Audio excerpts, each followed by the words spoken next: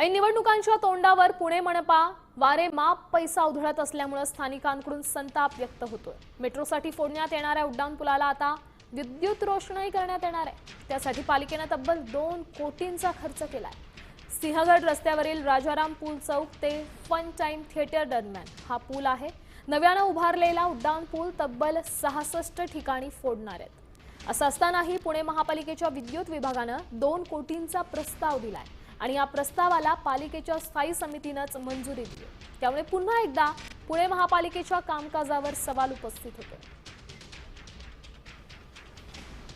हा शेजारचा जो पूल पाहताय ह्या पुलामुळे पलीकडचा रस्ता फक्त 15 फुटाचाच राहिलेला आहे।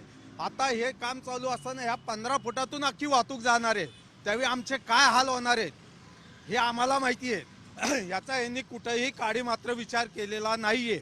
इथे यांनी जे या ठिकाणी इथे दाखवलेले की पिलर केलेले आहेत, पिलर केल्यावरती पुलाच्या तिथे त्यांनी मार्किंग केलेले।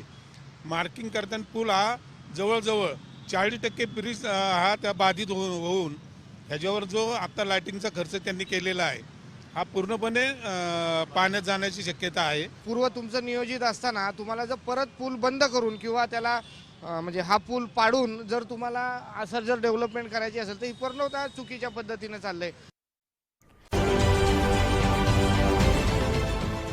देश विदेशातील प्रत्येक घडामोडींचे लाईव्ह अपडेट मिळवण्यासाठी आता साम टीव्हीच्या सर्व सोशल मीडिया प्लॅटफॉर्मला लाईक, फॉलो आणि सबस्क्राईब करा।